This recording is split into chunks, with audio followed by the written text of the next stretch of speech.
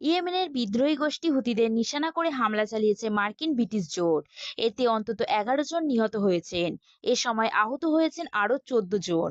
মঙ্গলবার বার্তা সংস্থা রয়টার্সের এক প্রতিবেদনে এই তথ্য জানানো হয়েছে। ইয়েমেনের সরকারের এক মুখপাত্র বলেন, মার্কিন ব্রিটিশ জোট ইয়েমেনের পশ্চিমাঞ্চলে বন্দর নগরী ও ছোট শহরে সোমবার হামলা চালিয়েছে। এতে অন্তত 11 জন নিহত এবং 14 জন আহত হয়েছেন।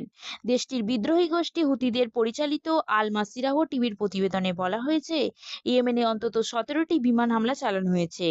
এ সময় দেশটির প্রধান বন্দর নগরী হোদেইদাহ এবং রাস ইসা বন্দরেও হামলা চালানো হয়।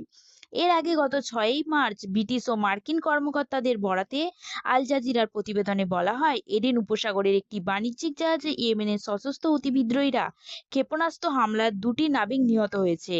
গত নভেম্বর থেকে জাহাজে হামলা শুরুর পর এটা ছিল প্রথম প্রাণহানির ঘটনা।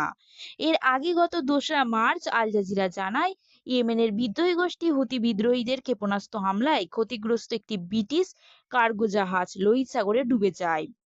গত অক্টোবর থেকে গাজা যুদ্ধ শুরু হলে হামাসের প্রতি সমর্থন জানায় হুতি বিদ্রোহীরা।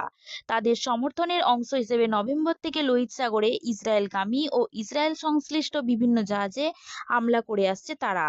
এরপর এই তালিকায় যুক্তরাজ্য ও যুক্তরাষ্ট্রের জাহাজের নাম যুক্ত করেন ইরানপন্থী এই গোষ্ঠীটি।